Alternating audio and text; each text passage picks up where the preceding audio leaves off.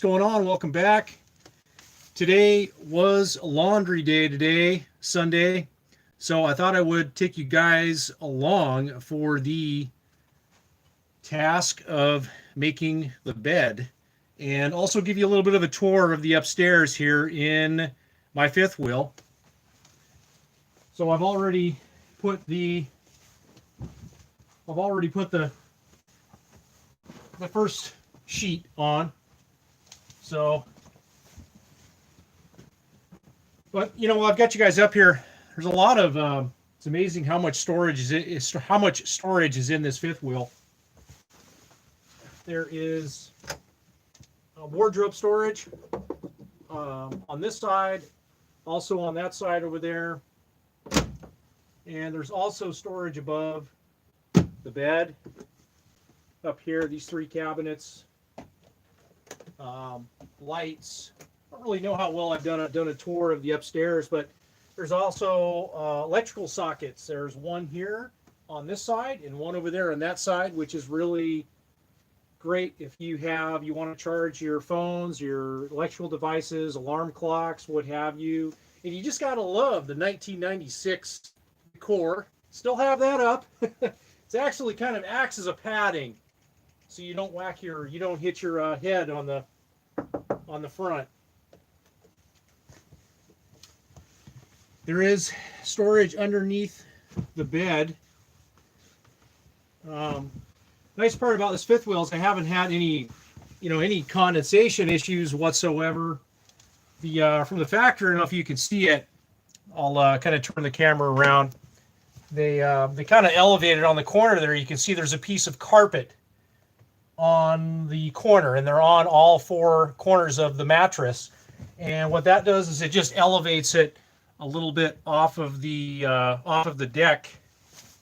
Bring you forward here a little bit more. So it just creates a little bit of airflow underneath the mattress. So you don't get any condensation underneath here, but there's a lot of storage underneath the bed.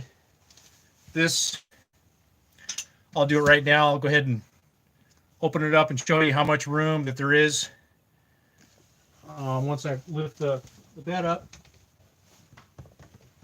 it lifts up like that, and there's a stick to use to prop it up like that, and voila, that's the underneath of the bed. And you can see a little bit there underneath the bed. There's a lot of room, and there's also two drawers here, which are nice for storage. I don't have a whole lot of things in them right now.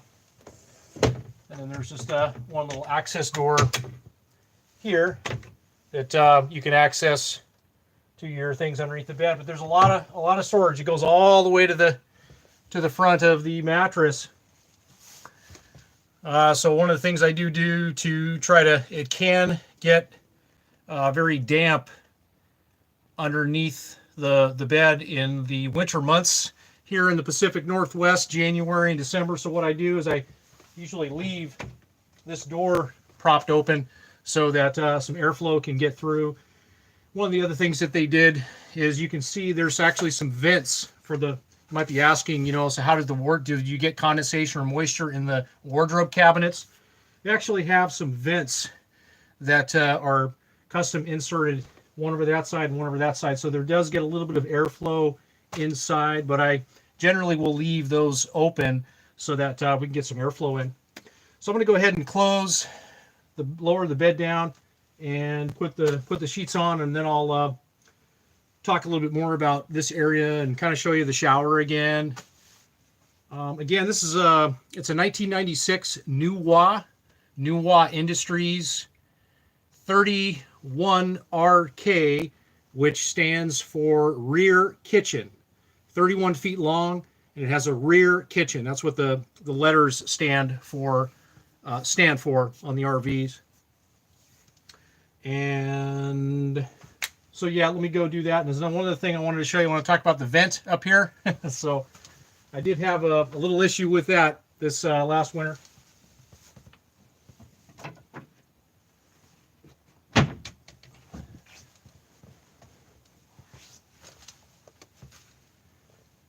So on this roof vent, I actually had a water leak over here on the corner, and I had a little bit of a tricky time kind of finding it, and I thought I fixed it, but I didn't fix it, and actually I ended up resealing over over the summer, and I did take some video footage of it. I just haven't gotten around to putting it all together. If I do it, it's not going to be a narrated video. It's going to be more of a visual kind of step-by-step of the process involved in resealing all of the roof vents. But I ended up just putting some fresh Dicor on the roof vents. Actually, I have a tube of it here. I ended up buying a case of it. This is lap sealant, Dicor lap sealant. It's white, self-leveling, the self-leveling Dicor sealant. And I bought a case of this stuff, which I think a case was 12 of these tubes. It cost me about $80, and I ended up, I went around and resealed all of the roof vents on the roof to prevent any water leaks. But last rainstorm that I had, I didn't have any water penetration through there, so we're good to go on that. Happy that that's good to go. So who do we have on the stream? Anybody watching tonight? Anybody watching tonight? Elena, hey Elena, how are you? See, I'm coming back. I'm coming back in the live stream. Coming back for you guys here. I'm like so far behind, and I've got to be I have to be probably the most inconsistent YouTuber in 2020. So more on that later. I got to talk to you guys because, it's like there's always just in that space, that silent, dead space, there's stuff going on. And, sometimes it's hard to talk about stuff. You don't want to talk about stuff. You don't want to come on camera. You don't want to talk about your life, your ups, your downs. And that's what this whole YouTube experience is for. We're supposed to talk about stuff. We're supposed to be vulnerable. We're supposed to put ourselves out there. We're supposed to, if we feel scared, we're supposed to do it. We're supposed to do something. We're supposed to post what we're scared about, right? I'm not scared about anything. Well, that's a lie too, because we're all a little bit scared of. We're all scared of something, right? Fear is the thing that runs all of our lives. It runs all of our lives. It's the number one thing that stops us, prevents us from doing anything that we want to do. And it also limits our abilities and our thinking. So let me get back to, I'll leave you with that. I'm going to go back to finish making the bed right now.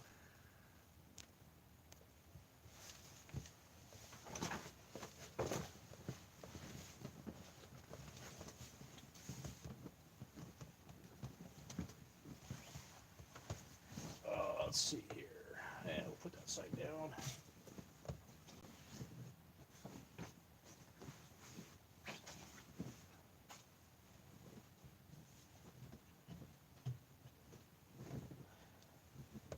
And today was laundry day. Oh, I am such a procrastinator when it comes to doing laundry. And it's actually really easy. I go to a place over here in Vancouver, Washington, over the river, and it's called Wash World. And they have these.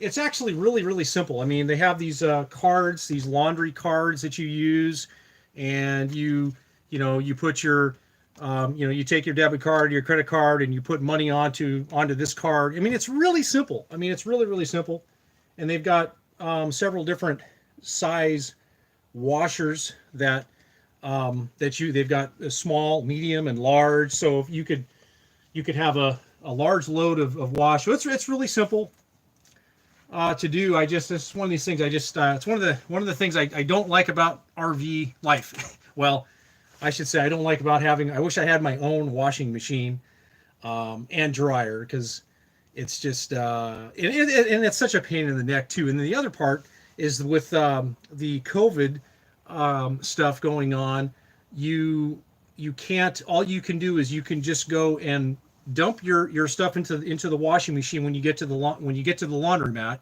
and then you got to like vacate the building because they don't want you standing around inside the building. And this is all, rules and everything.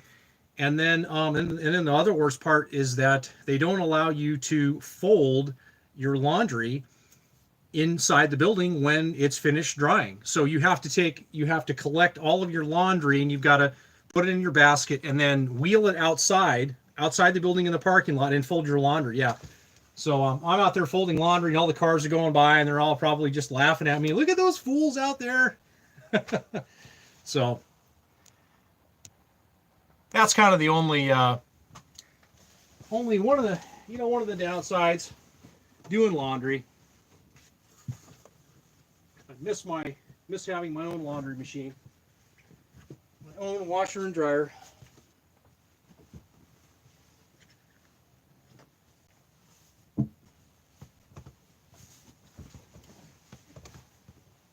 But there's worse.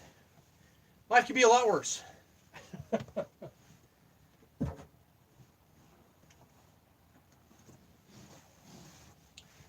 Yeah, there's this it's got a privacy curtain too, which I've never actually used.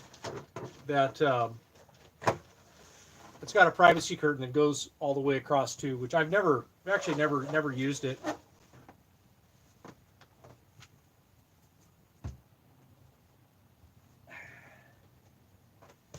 Never used it. What else can I tell you? This fifth wheel, it also has ducted, like most, probably all fifth wheels. It's got ducted heat and also ducted air conditioning. The air conditioning comes out of the ceiling. It's ducted through the ceiling, and the heat furnace is ducted through the flooring. So the heating and cooling in this fifth wheel is great. I have no complaints about the furnace or the air conditioner.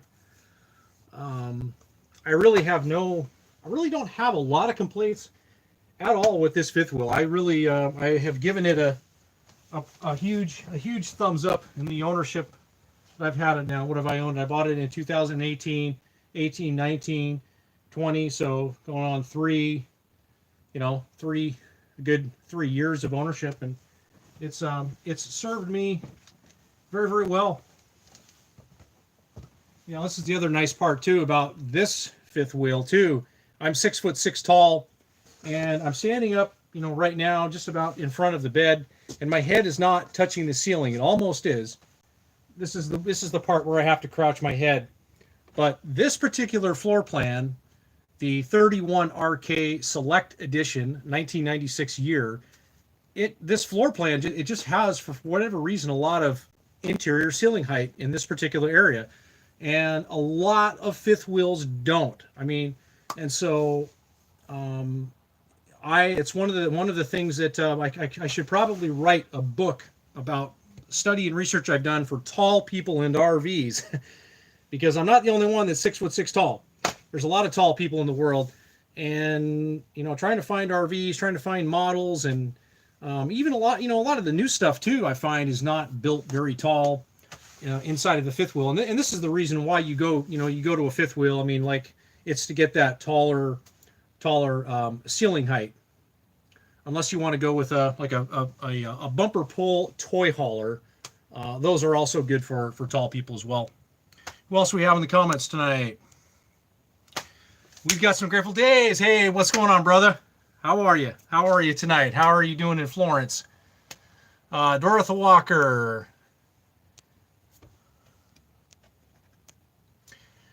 I'm sorry, excuse me, I didn't pronounce your name correctly. Dorothy Walker. AC in my Montana sucks. Got fans going, and I'm sweating to death.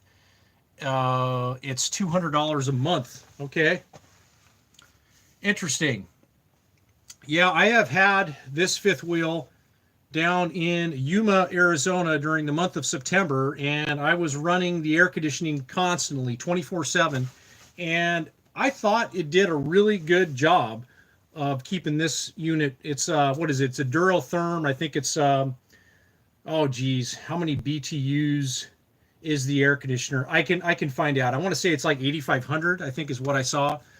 But this one here, it works. It really works well. I mean, it's a 1996. You know, I mean, it's over 20 years old, and it does perform well.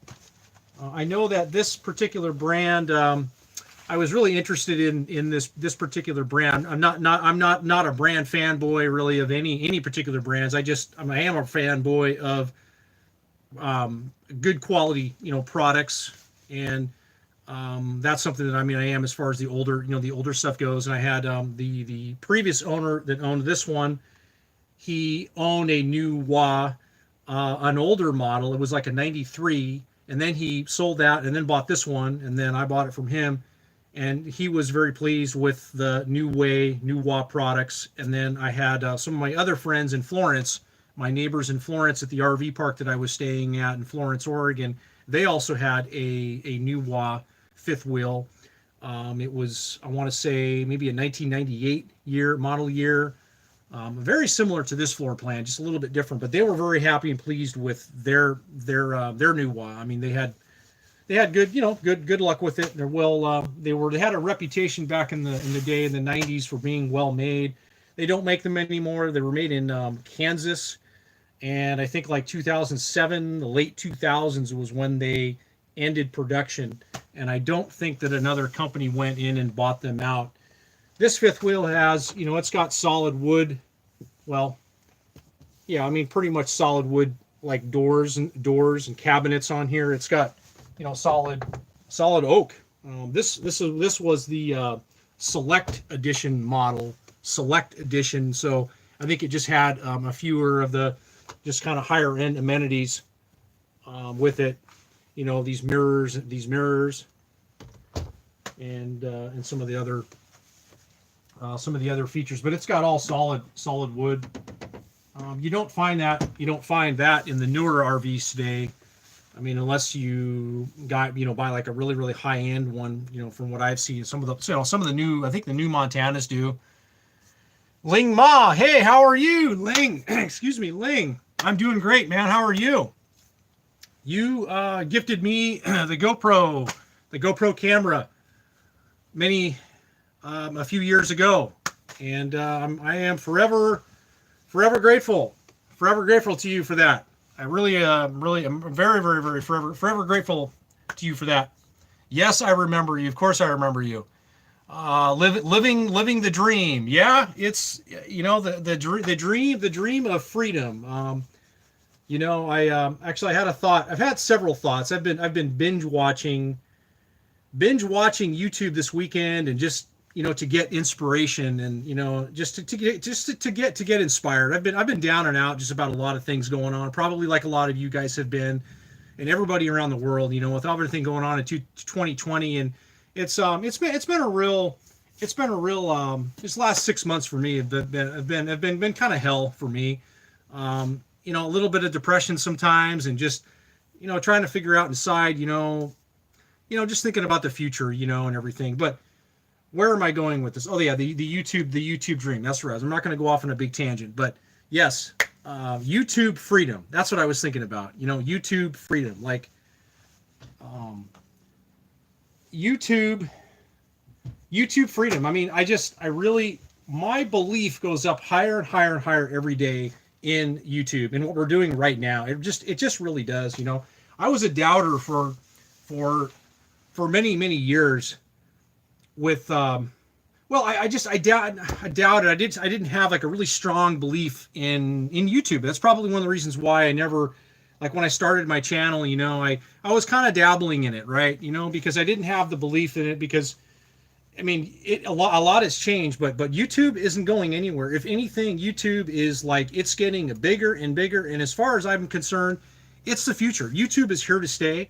And it's I'm starting to really change my thinking about where I'm going with my channel and things I'm doing in the future. And but I just see, as we see, this pandemic, okay, whatever you want to call it, there's been a lot of jobs that have become obsolete now because of this. And I just think that as we continue into the future, a lot of jobs are going to just become more obsolete. Okay. So you better figure out how to do something digital. Okay, you better figure out how to do something online, make videos, and that's one of the things that I'm going to start doing now is investing in, learning how to make better videos and just getting more educated about it. The dabbling, there comes a time when you got to stop dabbling. You got to take something serious, right?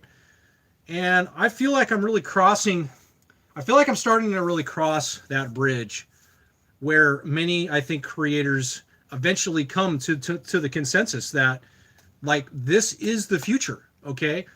I am blown away at what I have seen recently on YouTube. Other YouTuber, other creators, and other channels, and how they've blown up, and the and some of the content that they're doing, and it's blown me away. I'm so happy for them, but the opportunity is very real. The opportunity is very real to do something with it. But what is YouTube too? YouTube is marketing. It's a huge marketing platform. You see a lot of these other channels and these RVing channels, and recently I've been watching a lot of overlanding channels, which I've got a real spark of inspiration right now from the overlanding channels, overlanding community. I'm really getting a lot of inspiration right now, and I'm starting to think that maybe that's like where I need to start thinking and going in, and that's the thing. Like, this is one of the coolest parts that I think about YouTube, is that you can see where somebody starts, and it's sort of like infinity. There's really no end, other than there's just this evolution. It's this continuous evolution going on.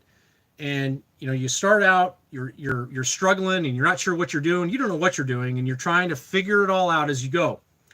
And I know that's definitely been 100% my feelings about it too. It's just trying to figure out what, you don't know what you're doing, right? So you figure it out as you go. But I've just been really blown away by a lot of other channels on YouTube. And there are these people out there that are really living their dreams, and they're really going back to, this is where I'm coming back full circle now, finally. Living your dreams, Grateful Days. You talked about that. There's a lot of people out there that are living their dreams. And I find that a lot of them, too, they're not necessarily chasing money. They are chasing the life that they want to live.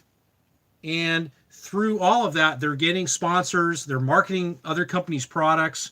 They're able to make a living, And if they can get a decent following going, they've basically essentially created a new job.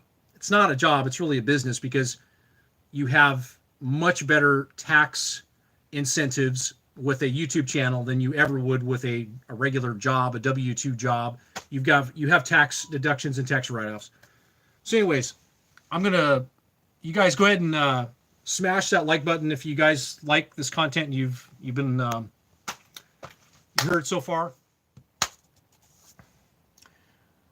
If you found some value in it, give it a like, give it a thumbs up if you found some value, in the video. I've got a 1994, and the air and the quality is right on. Sweet. Vention MGTOW, brother, what's going on? I hope you're doing well. Doing well. I don't know. I was watching one of your videos the other night. You were in Mexico. I don't know if you're back in Washington, but I hope all is well with you. And you looked like you were getting better, feeling better. So I hope that is the case with you. What do you say? Last month, pretty bad. Rectum. Or should I socked away a lot of Bitcoins. Yes, you're the Bitcoin man. The Bitcoin man. I have yet to buy a Bitcoin yet. I own 0 Bitcoins. So, yeah.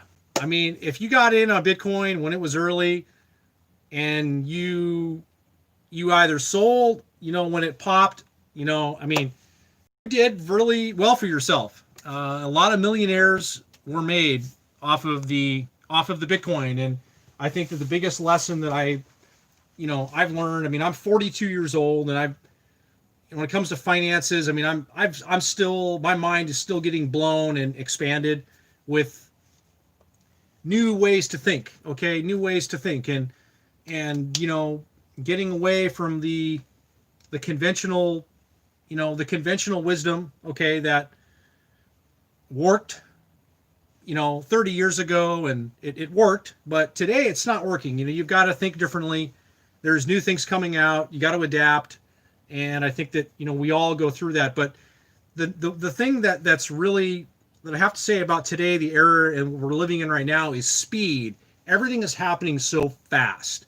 And to try to stay on top of everything, it's tricky, but speed, everything's happening so fast. And so, to try to understand what the hell is going on all the time, it's tricky.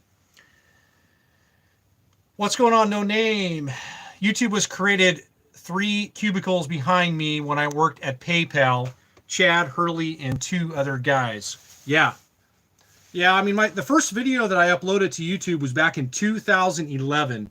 And I've always been a huge YouTube fan. I mean, from the very beginning of YouTube, I've always been a fan. I was always spending my time watching YouTube videos, because I literally gave up in 2002. I gave up TV.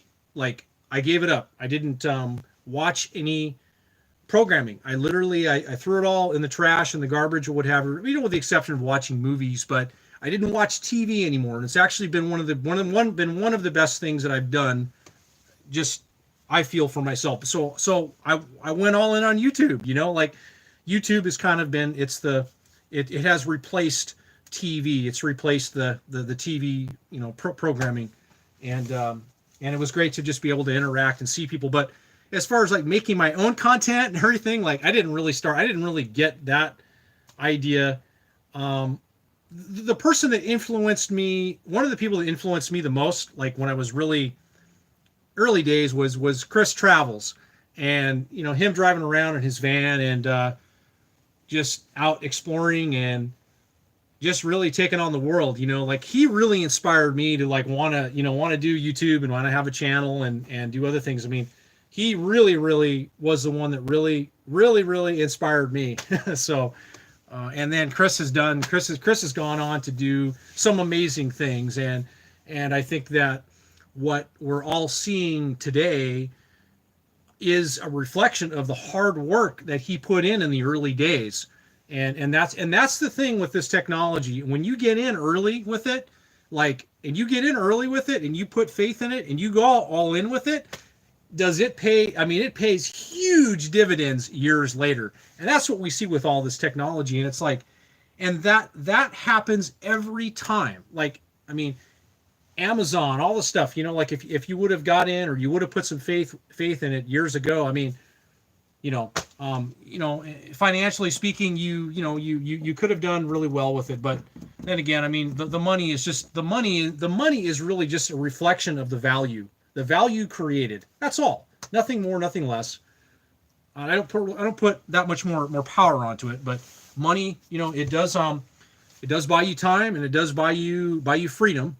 Okay, so money and power, to some extent, it does run the world, unless you do like what I'm doing, and you're putting freedom, trying to put like freedom above everything, and freedom to create in your life. You want to create things in your life. You want to build things in your life. And I know, like, for me, that's like what I'm really into now, and I'm starting to just really start to change my mindset into thinking to, I've got to get away from this, chasing money thing. And it's tricky.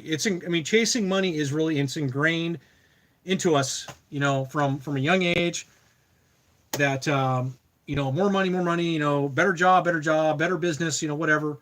And I think that a lot of that is changing now, because people are waking up to the realization that, the power, I mean, building things. And I mean, like I said, going back to the YouTube stuff, there's YouTube channels that blow me away, because I remember when they started and like where they are. And I mean, and when you blow up, when your channel blows up, and it's not that difficult to do. I mean, you just have to be really consistent, and you've got to be consistent, and you got to make great content too.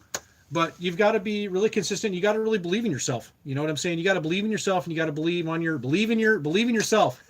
Believe in yourself. Go all in on yourself. I listened to a lot of audio tapes, audiobooks, and one of the things that's really always stuck with me, and it's even sticking with me more, is that people who are, financially successful in their lives, they invest in themselves.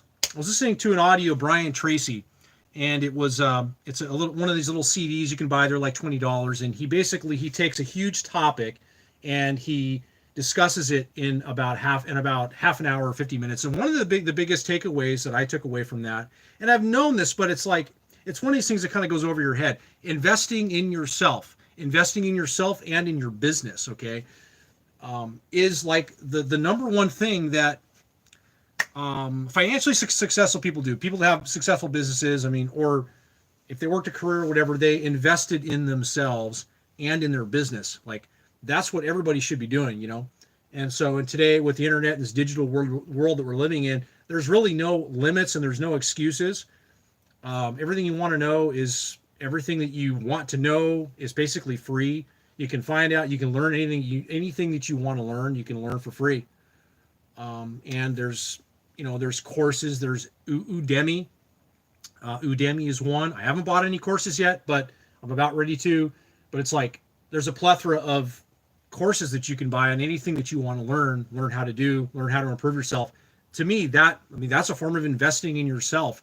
So, yeah, it's go all in yourself. Change your mindset, change your thinking, get away from that scarcity mindset and trying to be cheap, trying to save money, trying to be, I don't know. It's just invest in yourself. It's like invest in yourself.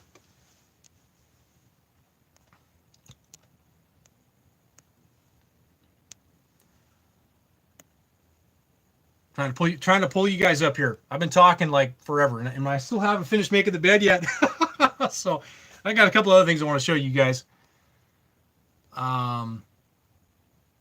Old Prepper Silver Stacker start stacking Bitcoin along with silver. Yeah. Well, you were one of the smart. You were ahead. You were ahead of. I think that those plays have revealed the silver play and the Bitcoin play. I think if you got in early, I think that it's revealed that it's been a good play. It's to some people it is the play. Like, go all in. I still have my money invested in index funds and that sort of a thing. I haven't gone all in.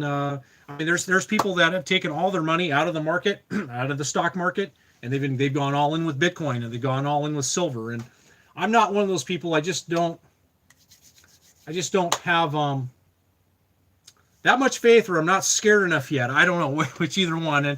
And trust me, I watch a lot of content. I watch the Greg Manarinos, the George Gammons, and I try to stay on top of the macro view of economics and finance going on all around the world. I try to stay on top of that, but look at Unstoppable Morgan. She's putting in the work. She is Unstoppable Morgan. Yes.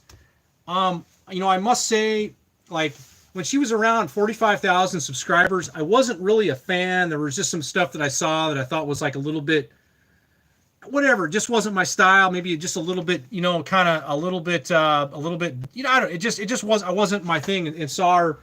But she went from like 50,000 subscribers to 100,000 subscribers, what seemed to me in at least like a month's time frame.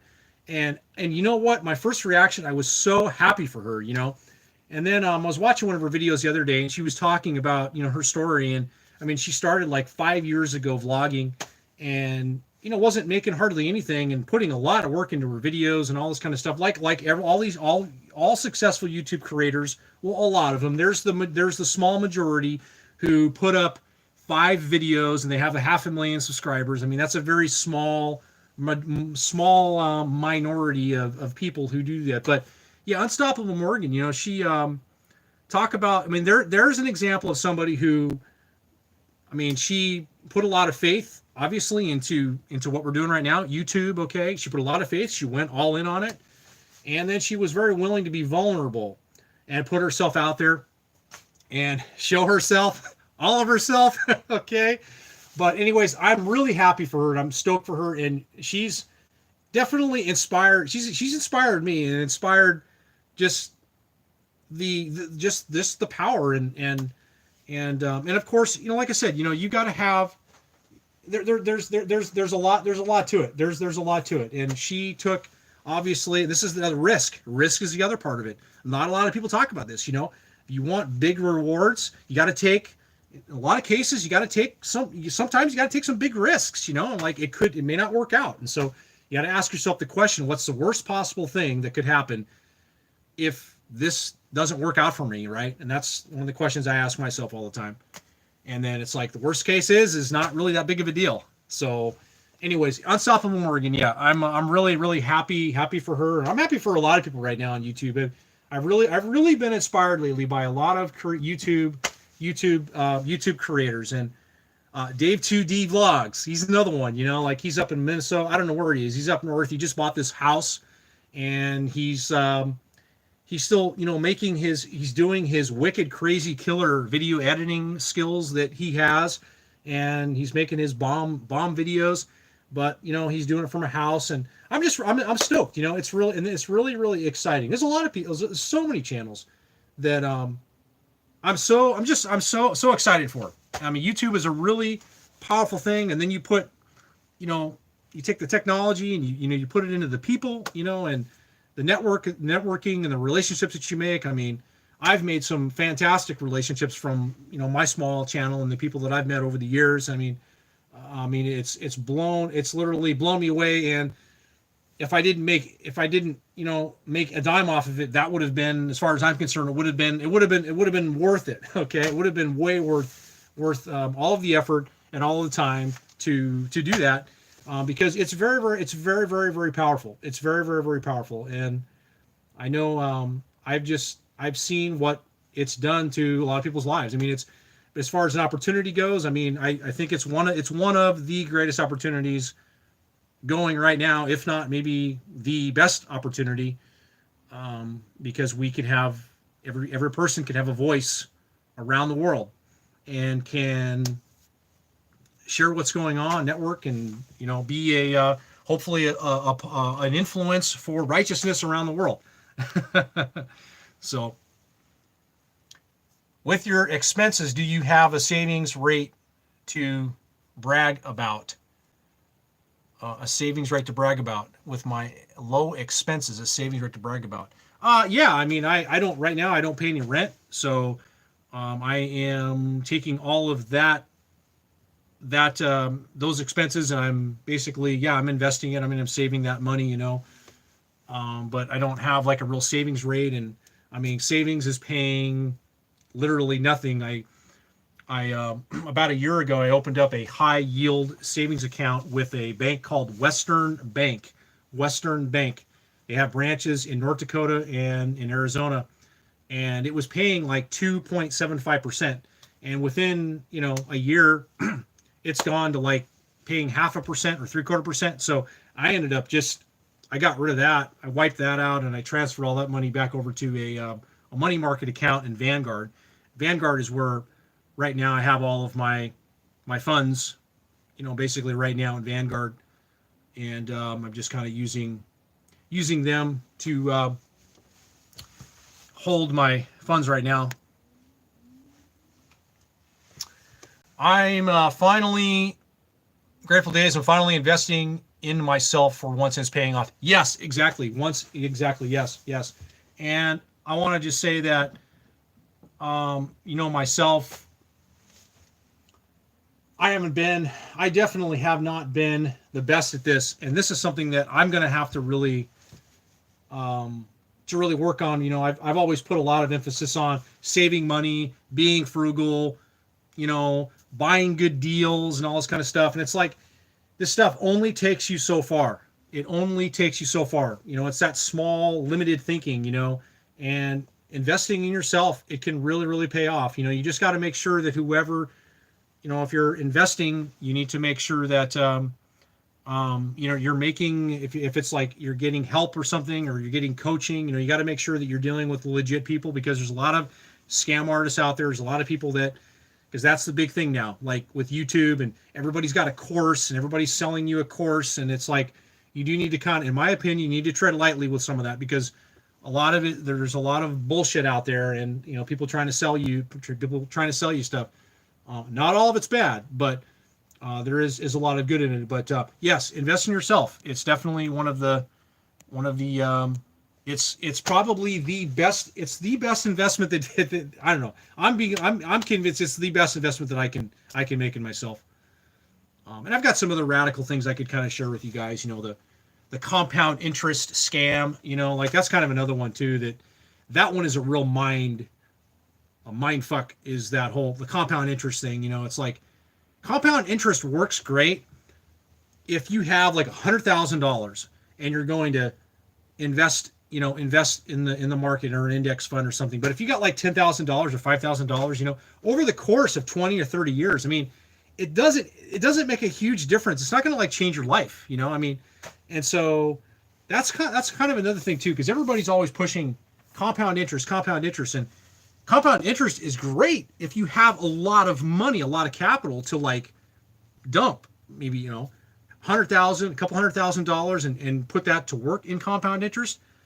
That can really change your life, you know, in not a huge amount of time. But I'm getting into some MJ DeMarco wisdom, the book called The Millionaire Fast Lane. If you haven't read that book, that's probably one of my best books I would recommend reading. And you can go to my Amazon store, and I have it linked up in the books. No Name, dude, what are you doing, man? Thank you. I appreciate that. I appreciate that very much. I really do. I really honestly do. Thank you. Morgan Hit the Rhythm. Yes, the algorithm, the YouTube algorithm. You know, another one too that Graham Stephan. If you've heard of Graham Stephan, he's another one that I'm blown away. I remember when he just started his channel. Actually, this was a few years ago, and I was watching some of his content, and I wasn't really a fan. I wasn't really a fan in the beginning, but man, did he just, you know, he hit the big time.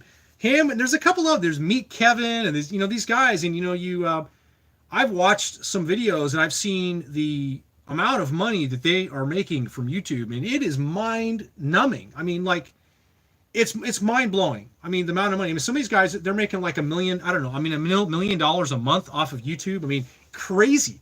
I mean, $1 million. Yeah, go put $1 million in compound interest. That'll change your life like forever. Okay. But anyways, I'm bringing this up because of like, I'm happy. I'm totally happy for all these people, because they've demonstrated that if you put in the work and you believe in yourself, you can make a lot of things happen.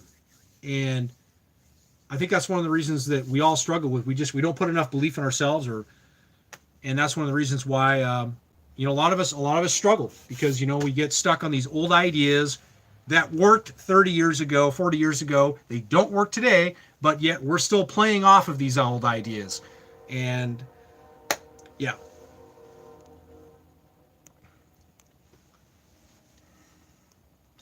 You have a voice unless you're on the right politically. Right-wingers get censored something awful. Yes, they do. Yes, there's definitely in the political sphere here on YouTube, there's definitely a lot of censorship and bias going on, and all of that garbage that really sucks. So I'm definitely for free speech, and I you know, it's one of the things that I really it really torques me, but that's why you gotta get on here and speak out about it, right? Like what I'm doing right now. I mean, speak out about it and influence the world. That's it's not a good thing. Censorship is not a good thing for humanity across the globe. It's just not. It's not a good thing. People should have the freedom to not be suppressed and not be controlled, and that's getting into fascism and all of that stuff. Meet Kevin bought 600 shares of Tesla at 150 each. Yeah, yeah, he certainly did. Yeah, yeah, Tesla and yeah, I frequently watch some of their videos. Graham, he's puts out I think a lot of good content. I mean a lot of good like practical content, and he seems to kind of stay pretty much abreast of like a lot of things going on. And meet Kevin, and there's another guy that I like that I follow is called Tom McKay with Flip Anything USA, and he's very real. I just bought his book on real estate, flipping real estate or flipping anything literally, and I've just started reading his book. He's another person that I'd recommend checking out, and he's a pretty cool guy. Like he goes in and he busts the balls of all of these gurus. Meet Kevin, Grant Cardone. He busts all their balls, and he calls them out on some stuff, and he's a real guy, like from the streets, came from humble beginnings. But anyways, yeah, go check him out. Flip Anything USA.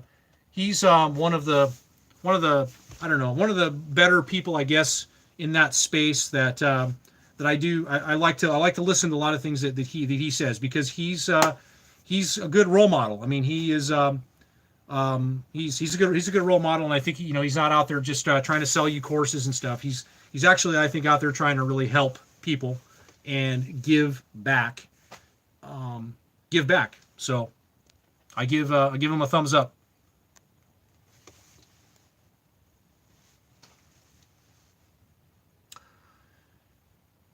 Elena, oh no, publicly traded companies are now adding Bitcoin to their reserves. Last time I checked, the list was 40 names long. I expect more than 10 times over 2 years. Yeah, yeah, and I know, and it's like, I guess, I mean, I have thought about, I have money. I could go buy some Bitcoin right now. If I could go buy quite a bit, and I probably should. It's just I'm just concerned about overpaying. Buying it at a too high of a price, and this is the thing, like with stocks, that one of the things I do now is buy the dips.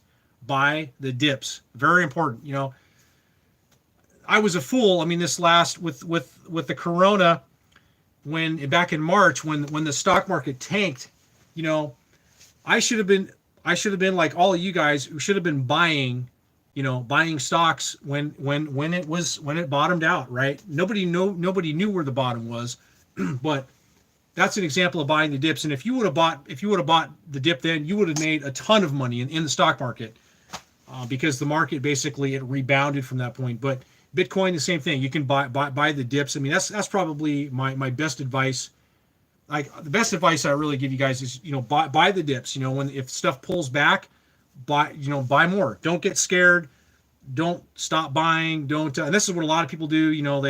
They like when the corona hit, people stopped contributing money because they were scared and stuff. No, because when you keep buying as it goes down, then your cost cost averaging, you're making more money. You're making more money basically when you. I'm not saying it correctly. You're dollar cost averaging when you keep buying as it goes down. But buy the dips. Buy the dips.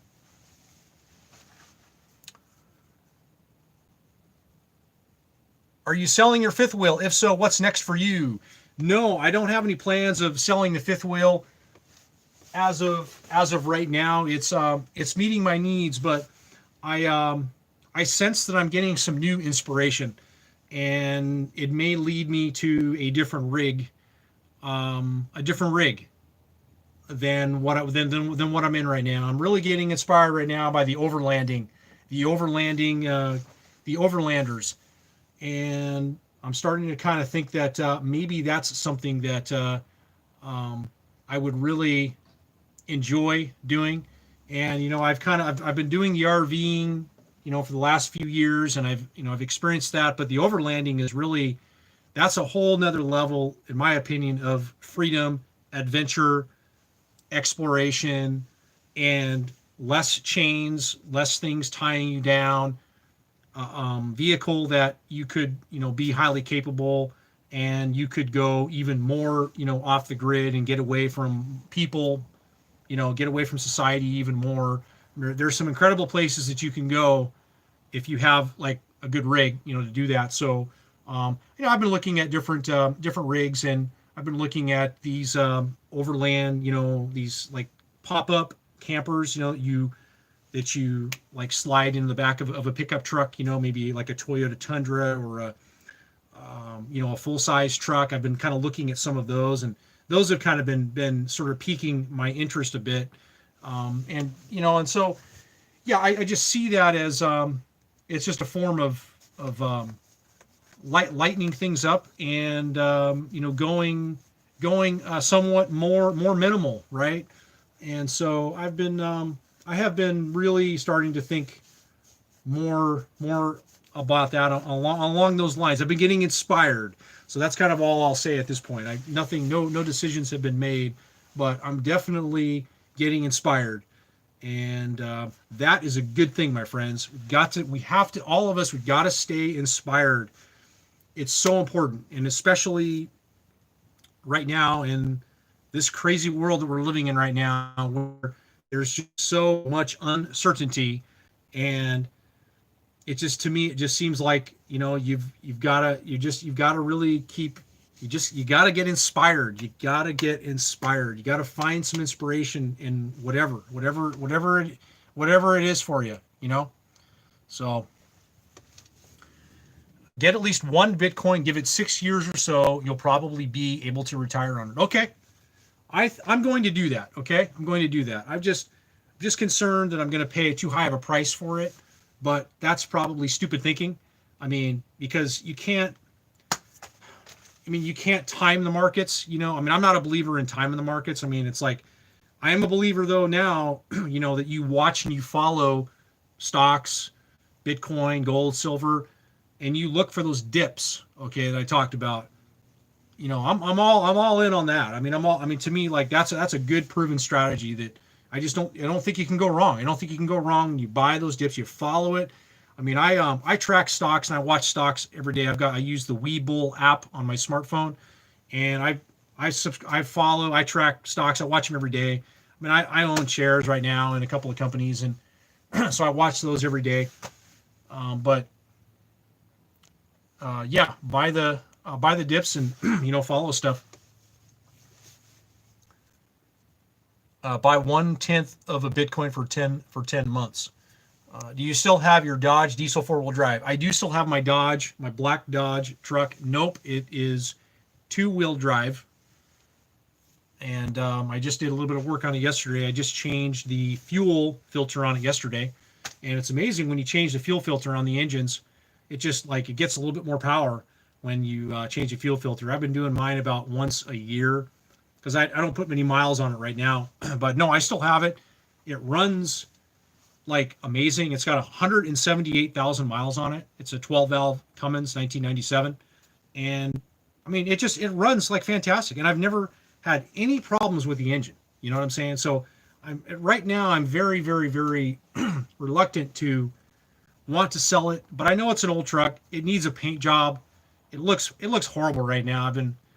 I know that if I plan on probably keeping it, I probably should paint it. It really needs some paint. But mechanically, it's a winner.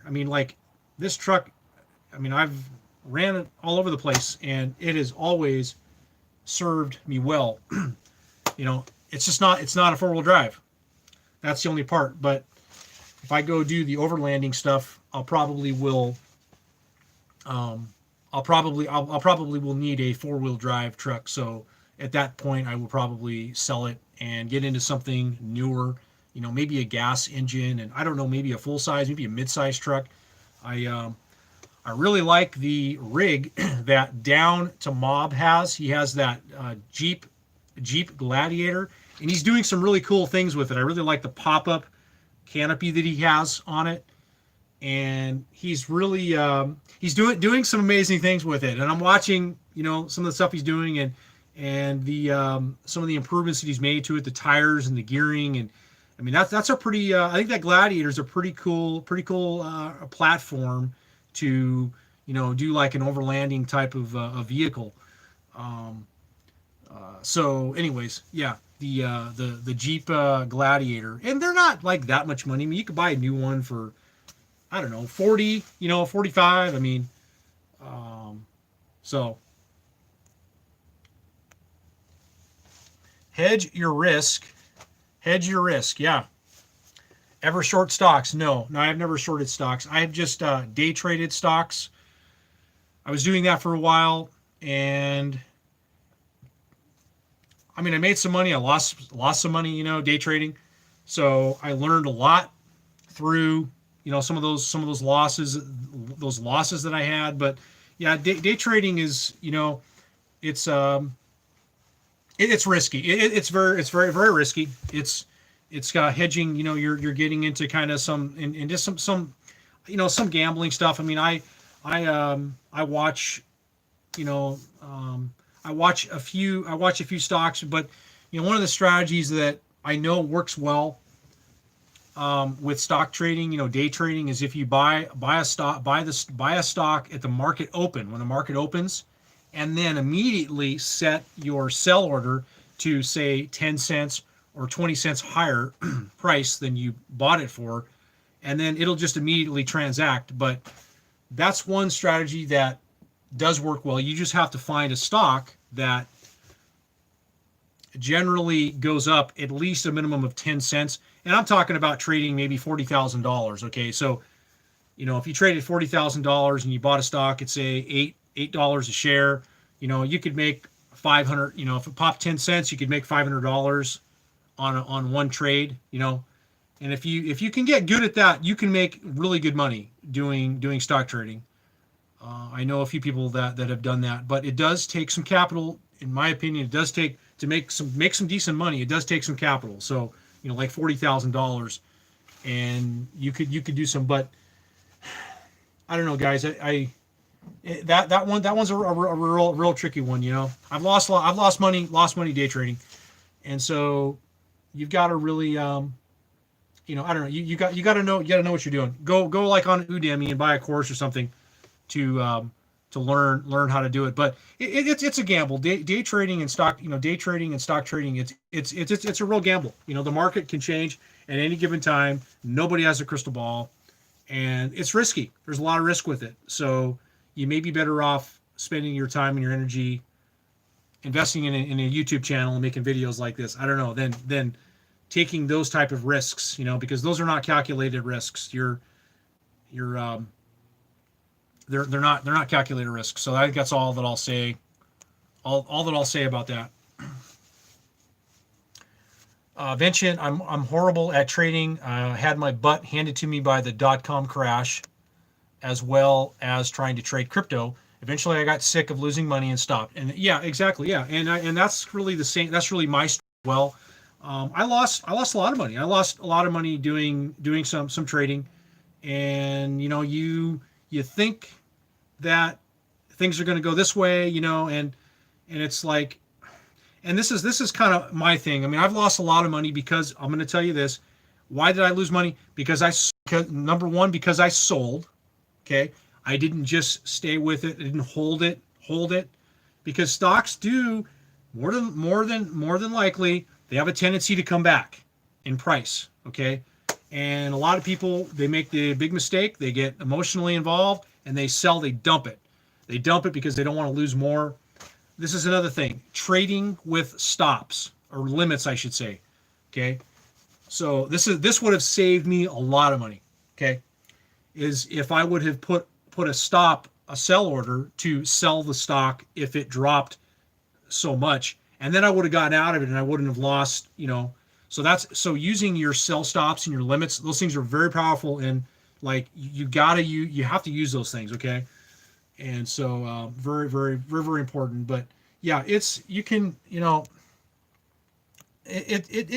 crazy, and the other thing too is watching companies, like studying them, like every day, follow them, and look at where they are. If you go back a year or 6 months and see where the stock is. Is it on the high end? Is it, which direction is it going? Is it going this way? Is it going sideways? Is it going down? What's the trend with it, right? And see where it is. I mean, the last thing you want to be doing is buying a stock when it's up here. ultimately, you want to buy a stock when it's down here. And then if it's a good stock, good company, then just hold it. Okay. And eventually you're going to make money with it. But if you buy way up here, that's dangerous. Okay. And I've done that, and it did pull back, and all stocks pull back. They all pull back. Okay. It's they all move in cycles. So I am not an expert, guys, about it. I followed a guy for a while that was doing it, and he shared with me some of his wisdom with it, and turned me on to some companies that he was investing in, and so I kind of piggybacked off him for a little bit, but that didn't help. That really didn't help ultimately, because you really need to know, you need to be educated. You need to know what you're doing. You need to understand stops, sell orders, limits, you need to understand, if you got a lot of money at risk, I mean, you need to be prepared that it's going to go the other way, so there is a lot to it. But my opinion, you've really got to get educated with it. If you're going to do stock trading, you need to get with some people that are smart, that are making money. One of the people that I follow, a guy by the name of Greg Manarino, YouTube channel, Greg Manarino. Okay. Watch this guy. Okay. He's a trader. He's a stock trader. And if you sign up for his emails, he tells you positions that he's holding, and he gives a lot of good information. And he also gives his, he makes, 2-3 videos a day, and he's updating you on the market from his point of view, stuff going on. He's very macro. He's not feeding you any, in my opinion, he's not really selling you. He's not selling you anything. He's like giving you the truth, the hard, cold truth about the central banks. And I don't know. Go check out Greg. He is not for everyone. I just want to warn you. He's a real hard pill to swallow in the beginning. I'm just going to warn you. Okay. So.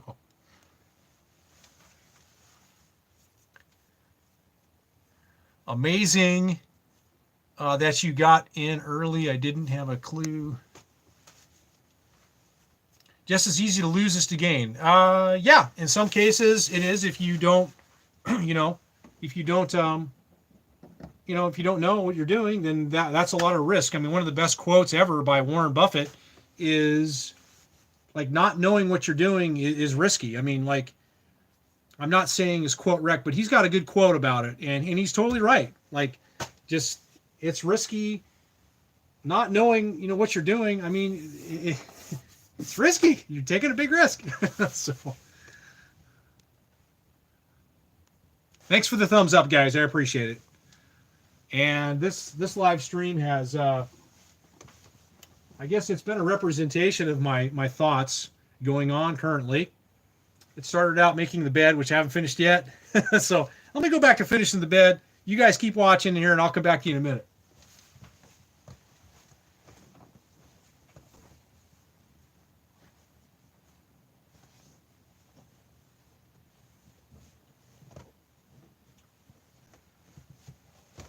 Almost finished here. I just got this thing to put on here, and then I'll do my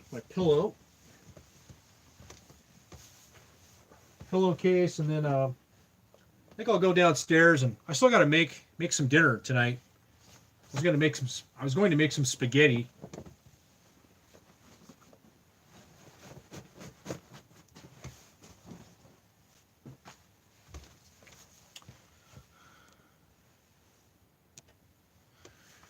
But as far as the wardrobe up here, this one here has got like shelves in it for clothes. And then this cabinet here this is a full hanger, wardrobe right here. So there's a lot of room in here for your clothes. And then down below here, it's got drawers for clothes down here. And then over here is my there it is. There's light for my shower over here.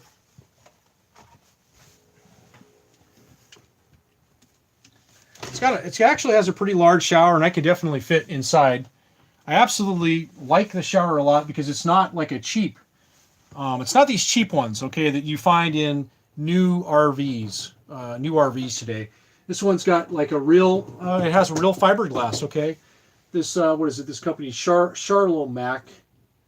It's a Charlomac. Charloma fiberglass and plastics out of Kansas. But yeah, it's really, really, really nice shower, and it cleans up very easy. I use a squeegee when I'm finished showering, and then I wipe it all down with a baby diaper. A baby diaper. Bobby turned me on to these for cleaning and wiping stuff down. But I take this diaper and I wipe down the glass. And, it's got this glass outside too, which is really nice. And I just dry everything out, and then I don't have any water spots or anything. So, yep, nice to have a shower. And right now, this is the toilet area, and I just have a bunch of storage and stuff in here. Currently, just got a bunch of storage, toilet paper, and in the bathroom. And then this is the little vanity here, sink. It's got a nice countertop, lots of drawers, lots of storage, really beautiful. Medicine cabinet, lots of storage, lots of space. I mean, this is this fifth wheel is like a small apartment. I mean, it's like a small studio apartment. I used to live in I've lived in a few different situations. I rented a studio apartment for a couple of years, and what did I do? I rented a studio. I lived in a studio for a few years, and I've also done room shares. I've done the room shares where you live with roommates, and I've done that on 2 occasions. I've done the roommate situation, a room share situation. And my experience with room shares is they're great like in the beginning, when you first do them, and then a couple months goes by and then they seem to kind of not work. There seems to be something that happens between either you don't get along with the person, especially if they're not a friend or family or whatever, and there's usually some kind of thing that happens. But I've done room shares. I've owned 2 houses in my life. I had a small. My first house was a small 2-bedroom, 1-bath house on a half an acre of property. My second house was a huge house. It was a double wide manufactured home on a little bit more than an acre of land. It had a huge 30 by 40 shop, beautiful shop. It was like it had a brand new shop on it. I bought the house from a widow. Her husband had passed away of cancer, and she kind of wanted to just be done with the property. She wanted to get rid of it. So I bought basically a furnished property. I bought the house, and then I paid her. We negotiated and settled on some funds for the items in the house and the furnishings, and that worked out really, really well. I got some really nice furniture and tools in the shop, and then it also had a detached 2-car garage, like a 24 by 24 detached garage. It had a carport. It was a nice place. It was literally like my kind of dream place, and was on a private road, and a private road, very private, very secluded. I had great neighbors, but it's just like having all of that stuff. I really don't miss it, because this is the thing I've learned with having a lot of stuff and having the houses and having all the stuff. It's like, it takes a lot of time. It takes a lot of time to maintain that. It takes a lot of time and energy out of your life. I mean, if you have the time to do that, to maintain it, to enjoy it, but to be working a job that you're miserable at, a long commute. I mean, to me, it's just not worth it. It's not worth it. That's just been my personal experience, and I don't miss it in that regard.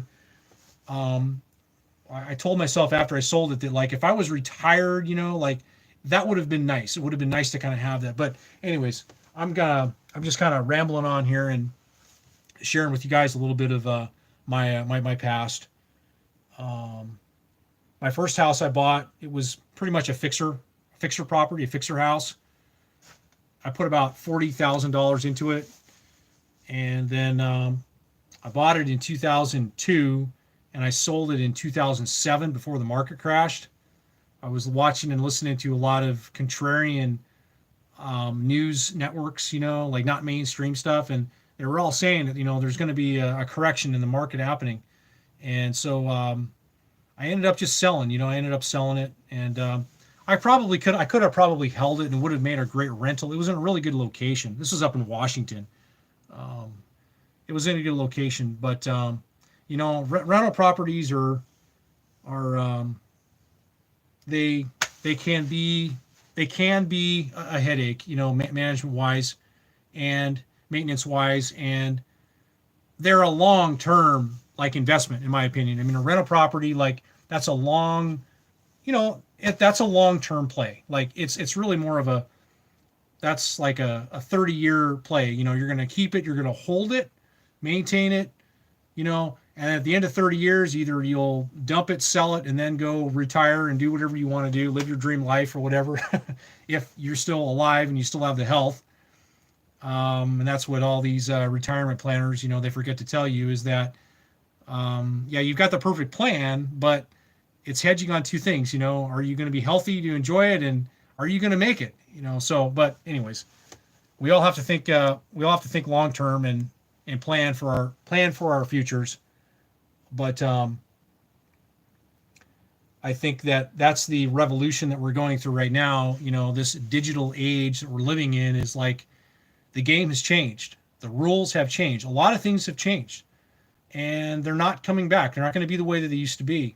And it takes a lot of adapting, to like adapt to, I think, this new world. It takes a lot of adapting, especially for me. I'm a Generation X. I'm 42 years old. I'm an 80s and 90s kid. Okay. So like, I grew up Back to the Future and E.T. and all these movies, right? And so this, and that's one of the things that I was talking to somebody the other day about it is how it's harder for people like me I think to adapt to a lot of these things. But these kids today, these younger kids, I mean, they get it. They get the technology, they get the digital stuff, and they're doing some amazing things with it. But they really get it. That's what I'm saying. I mean, they understand how powerful it is, and guys like me, we take a little bit longer, I think, to really grasp it and to really understand it, and probably more importantly, just believe in it, believe and have faith in it, because we're so attached to some of the ways things it used to be, or and so it's I think that it was said, I heard it said that we're going through, we went through the industrial revolution, and now we're going through the digital revolution. And I think that's, I totally agree. I totally agree with it, And so yeah, so now the great question is, what skills, this is the question I'm asking myself now, is what skills do I need to learn to adapt to this new digital revolution? The first one that comes to mind is what we're doing right now, video editing skills, and, understanding how to build a brand, a digital brand, okay, online.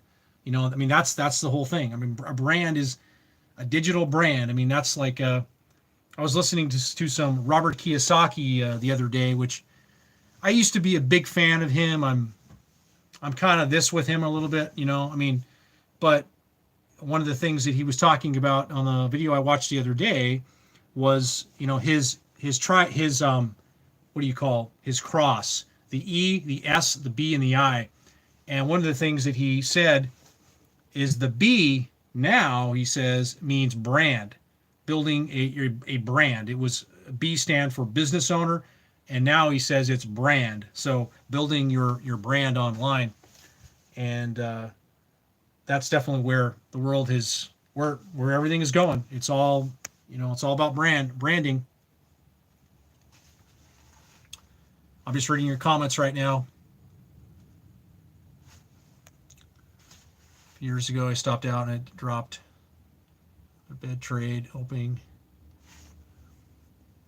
to go back to what I paid so I can get. The tail does not wag the dog.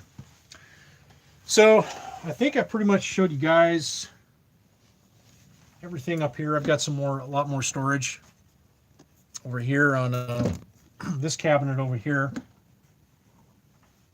I've got like three shelves here. Another cabinet down there. I got a bunch of some tools and stuff. I mean, there's lots of storage in this fifth wheel. One of the best parts about a fifth wheel. I'll take you guys downstairs, kind of talk a little bit about this heater that I've been using, and the last live stream that I showed, trying to get some lighting in here. Better. There we go. There's some lighting. That's better. This heater that I've been using, it's really working out well. Excuse the mess. I've got my bike in here right now, but this is a 4-foot portable baseboard heater. It's a Cadet. It's 1,500 watts. And you know what? It is really like working out really, really well. It's really providing a something going on here weird. Let's see. Definitely been providing some really good heat for me, and really, really been impressed with that. This is the first time that I've been playing with one of these type of heaters, and it's really, really worked well. It's really, really impressed me.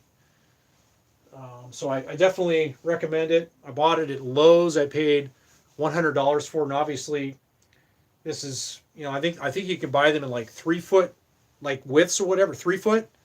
This one is 4 feet wide, but for a smaller rig, I mean, you could probably get a 3-foot one. And I've also got my Wave 8, which I'll use for boondocking or if the power goes out. But I'm really digging this heater. And then I've got my dehumidifier right there, which I really haven't needed to use, at least right now. It doesn't really start, I'm in Portland, Oregon right now. It doesn't really start getting like totally super damp until like around like January.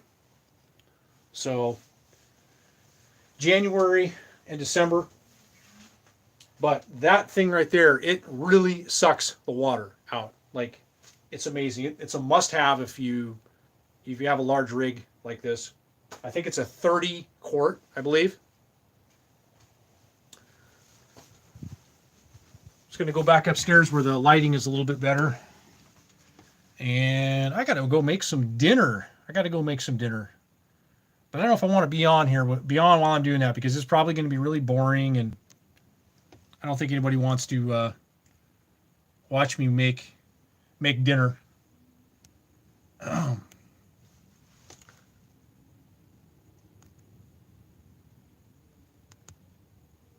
That's kind of weird. There we go. Got rid of that.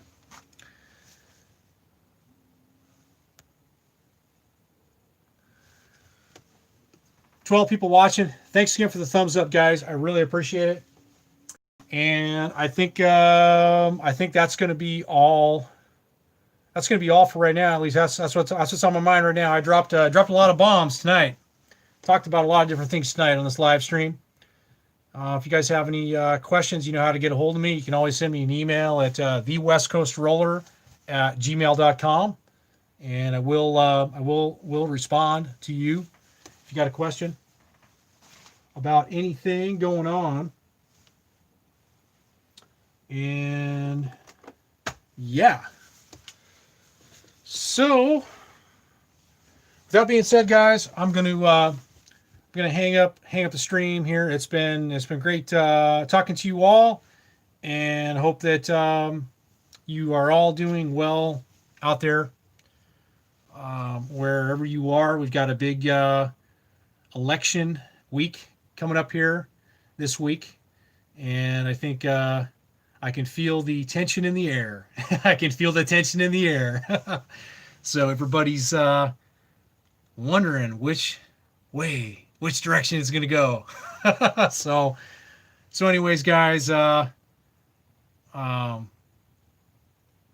going to sign off here, and you guys have a great night, have a great week, and I will talk to you guys another time. So, all right, respect. I'm out. Peace.